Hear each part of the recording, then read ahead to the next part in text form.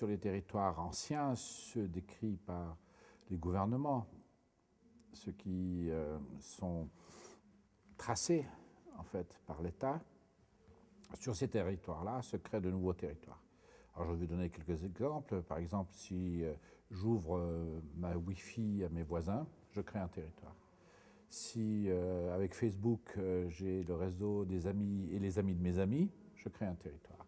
Si un quartier écologique se crée, ça crée un territoire. Alors pourquoi je parle de ces territoires? Parce qu'en fait, il y a des lois. Hein. Donc il y a un territoire, une loi. Ça, c'est le monde dont on vient, le monde qui a été fabriqué autour de l'État. Mais ces petits territoires, ou ces grands territoires, parce que ça peut être une région métropolitaine, échappent au découpage politique classique. Et donc, c'est ça qui m'intéresse. Et pourquoi je dis qu'ils sont directs? Parce qu'en fait, ils sont appropriés par les gens ordinaires. C'est moi qui ouvre ma Wi-Fi à mes amis, à mon voisinage. C'est moi qui, dans mon quartier ou dans mon immeuble, crée une gouvernance locale. Cette gouvernance, je l'appelle soft, par opposition à la hard, celle de l'État, parce que, dans le fond, il n'y a pas de parlement. Je ne donne pas ma voix à quelqu'un qui va me représenter. Je donne de la voix. Et donc, en donnant de la voix, je crée une loi qu'on appelle soft, par opposition à la hard. C'est ça qui est fascinant, c'est que tout d'un coup, le monde des intermédiaires dominants, commerçants, professeurs, curés, perdent leur territoire au profit de nouveaux territoires. Et c'est quelque chose qui émerge, mais quelque chose qui, notamment avec l'instrument Internet, a une puissance énorme. Le monde associatif précédent, ou syndicats, etc., qui était formé autour des anciens territoires, retrouvent péniblement leur place dans les nouveaux territoires. C'est-à-dire, on voit très bien comment les syndicats ont de la difficulté avec Facebook, comment les associations sportives ou la chorale a de la difficulté avec YouTube. Et donc, j'essaie de montrer que les nouveaux territoires sont l'œuvre d'un nouveau mouvement, bien sûr lié avec l'appropriation des nouvelles technologies. C'est clair et net. C'est Internet qui libère des territoires. Sans cette technologie, on n'aurait pas changé de monde. Et donc, on a une espèce de technoculture qui forge, et je ne veux pas dire seulement la techno, mais cette culture liée à cette techno, parce que d'habitude, les gens qui parlent des nouvelles technologies vont vous balancer tous les trucs super que je peux faire avec Facebook. Je m'en fous. Ce que je regarde, c'est les nouveaux liens sociaux créés par ça. Et ils ne sont pas les mêmes. Et donc, tous les anciens liens sociaux ont une difficulté, pour la plupart, à se repositionner dans ce nouveau monde. Et essentiellement parce que les anciens liens sociaux étaient partie prenante de l'intermédiation. Il y avait toujours, je nommais mon curé, enfin c'est pas moi qui le nommais, mais par exemple dans l'église protestante, il est nommé par la communauté, ou chez les musulmans, pareil. Et donc, vous voyez, il y a quand même un choc culturel, parce que cette technoculture refaçonne les liens sociaux. Et tout le monde ne se retrouve pas si simplement là-dedans. Un point essentiel dans ma vision, c'est que ça crée la fin, ou c'est en train de créer la fin, de la symétrie de l'information. Avant, il y avait ceux qui avaient l'information et les autres. Et en ayant l'information, j'avais à la fois pouvoir et gain. Je pouvais vendre cette information, si j'étais professeur, par exemple, les étudiants, ils n'avaient pas le choix, si j'étais docteur, si j'étais journaliste. Alors qu'aujourd'hui, dans le fond, pour un journaliste, c'est terrible, parce que chaque soir à 10h, toute la population sait exactement la même chose que lui, et il n'a plus aucun monopole sur l'information. Et donc le lendemain, on regarde ce qu'il a dit, mais de toute façon, on savait déjà. Et pour le médecin, c'est pareil. Je vais chez le médecin et j'ai une maladie. Je me suis enquêté sur Internet pour savoir qu'est-ce qui se passait. J'ai trouvé un groupe de gens qui ont la même maladie que moi, et on sait que le vrai grand prof, il est à Vancouver, et pas chez moi, quoi. Et donc j'arrive chez mon toubib et je lui dis « Ah, le professeur à Vancouver, il a dit ça !» Et le type est très embarrassé. Donc, vous voyez, cette fin de la symétrie de l'information liée à ces technologies à changer les rapports de force d'une manière exceptionnelle. Et donc tout le tissu social se recompose, et y compris l'État. Le vrai pouvoir de la nouvelle régulation de ces soft laws, c'est par exemple le label écologique. Ce label écologique est construit par des entités qu'on appelle les ONG ou par un groupe de citoyens. Et ce label, dans le fond, lutte contre des lois avec une force et une efficacité totale. Ou par exemple, si avec mon téléphone mobile, je suis au Pakistan et je vois un gamin fabriquer des chaussures Nike, je fais une photo de ça, ça fait le tour du monde, Nike, ça lui coûte 100 millions.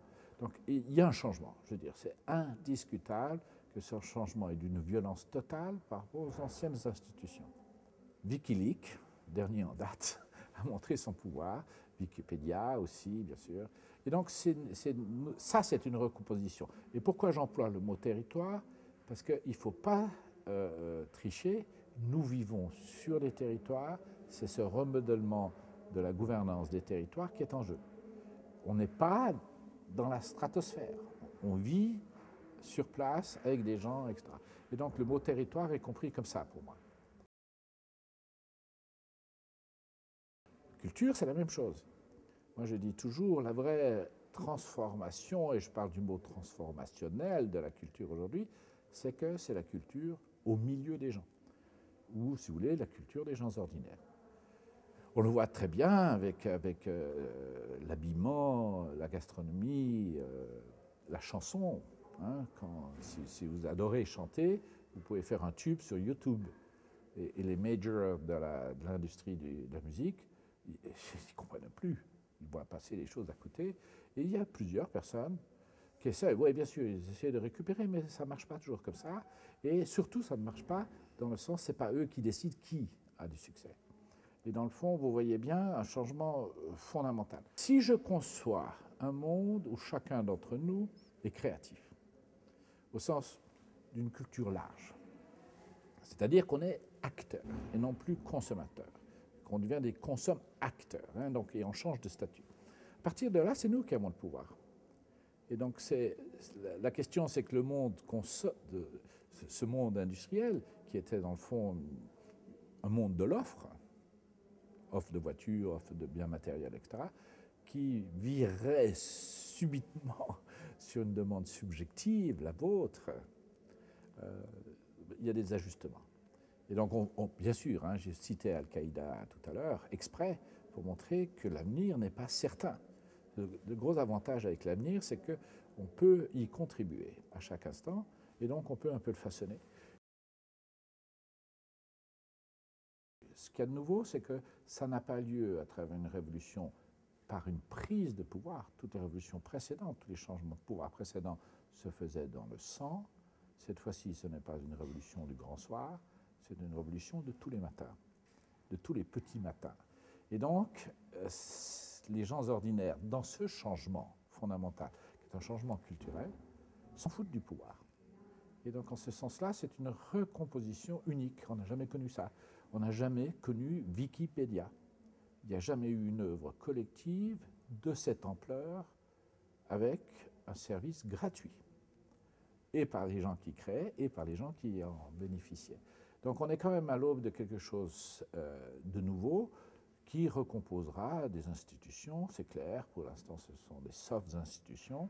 Je prends un exemple. Internet n'est contrôlé par aucun parlement du monde.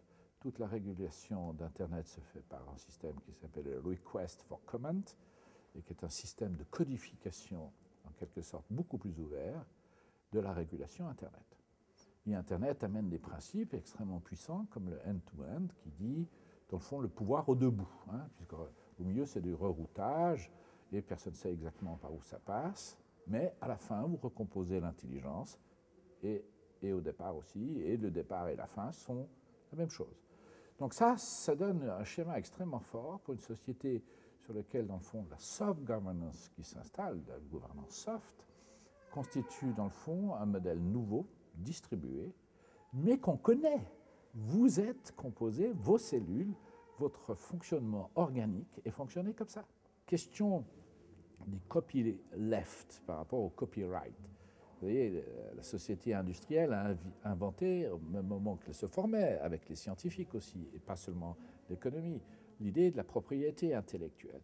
Et cette réserve de la propriété intellectuelle, du brevet, du copyright. Bon, maintenant, on vient d'inventer, il n'y a même pas 10 ans, le concept des Creative Commons, du copyleft, etc., qui dit globalement, si toi, tu as une idée, je la respecte, je la note et je t'en donne crédit. Mais moi, je peux l'utiliser librement pour rajouter n'importe quoi dessus et je ne te dois rien. Si ce n'est que je te respecte.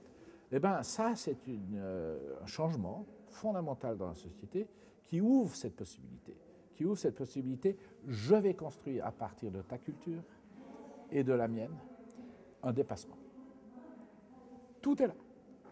Et donc, c'est pour ça que c'est tellement important de considérer la culture non pas comme séparée de la société, mais comme englobant la société.